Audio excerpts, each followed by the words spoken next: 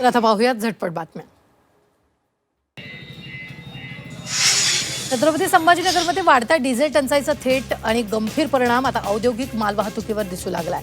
1000 माल ट्रक रस्त्यावरच उभे आहेत। परिणामी कच्च्या मालाची आवक आणि तयार मालाची ने-आण सुमारे 40% विस्कळीत झाली आहे। छत्रपती संभाजीनगर जिल्ह्यात गेल्या काही दिवसांपासून पेट्रोल डिझेलच्या टंचाई निर्माण झाली आहे। त्याचा फटका जागतिक वारसा स्थळ असलेल्या ऐतिहासिक वेरूळ लेणीच्या पर्यटनाला बसलाय। ऐन उन्हाळी सुट्ट्यांच्या हंगामात इंधनाभावी वाहतूक व्यवस्था कोलमडलेली आहे। जळगाव जिल्ह्यातल्या ग्रामीण भागात डिझेल मिळत नसल्याने शेतकऱ्याच्या अडचणी वाढलेल्या आहेत। डिझेल मिळत नसल्याने शेतीची कामं देखील खोळंबलेली आहेत। डिझेल नसलेले 2 दिवसांपासून ट्रॅक्टर शेतातच थांबून आहेत। अकोला जिल्ह्यात डिझेलच्या दरात झालेल्या सततच्या वाढीमुळे ट्रॅक्टरच्या भाड्यात मोठी वाढ झालेली आहे। परिणामी शेती मशागतीचा खर्च वाढून सामान्य शेतकरी आर्थिक अडचणीत सापडलेला आहे। वाढत्या खर्चामुळे अनेक शेतकरी आता पुन्हा पारंपरिक बैलजोडीकडे वळताना दिसतात। जळगाव जिल्ह्यातील डिझेलचा तुटवड्याचा ट्रान्सपोर्ट व्यवसायावर देखील मोठा परिणाम झाला आहे। डिझेलच्या तुटवड्यामुळे दररोज होणारी कोटींची उलाढाल ठप्प झाली आहे। ट्रान्सपोर्ट व्यावसायिकाचं मोठं आर्थिक नुकसान झालं आहे। रत्नागिरी नागपूर महामार्गावर भीषण अपघात झालाय। आंबा घाटात रिक्षाला अज्ञात वाहनानं जोरदार धडक दिली। अपघातात रिक्षा चालक गंभीर जखमी झालाय। अपघाताचा पुढील तपास पोलीस करतात।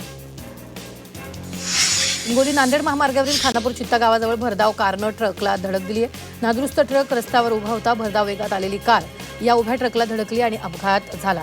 या अपघातात दोघांचा जागीच मृत्यू झाला। पुणे शहरात गेल्या काही दिवसांपासून घडत असलेल्या घटनांमुळे पुणे पोलीस सतर्क झाले। शहरात अनेक ठिकाणी काल रात्री पुणे पोलिसांकडून नाकाबंदी करत ड्रिंक अँड ड्राईव्हची कारवाई करण्यात येते। पोक्सो प्रकरणातील आरोपी भीमराव कांबळे याला व्हिडिओ कॉन्फरन्सिंगद्वारे न्यायालयासमोर हजर करण्यात आलं। न्यायालयात दोषारोपपत्र सादर करण्यात आल्यानंतर आरोपीविरुद्ध प्रक्रिया जारी करण्याचे आदेश देण्यात आले। 28 मे रोजी आरोप निश्चितीपूर्व सुनावणी होणार आहे। त्यासाठी यापुढे दररोज सुनावणी होणार आहे। रोहित शेट्टी गोळीबार प्रकरणाच्या दोषारोपपत्रात मोठे गौप्यस्फोट करण्यात आले। मुंबईत दहशत वर्चस्व निर्माण करण्याचा टोळीचा कथित उद्देश होता।